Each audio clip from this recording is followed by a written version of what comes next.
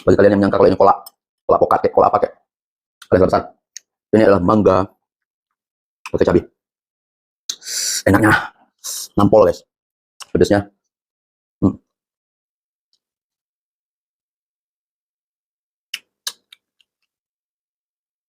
Mangganya itu tanpa garam, tanpa gula, bukan tanpa cabai. Enak, tapi lebih nikmat lagi pakai gula, pakai cabai, pakai garam.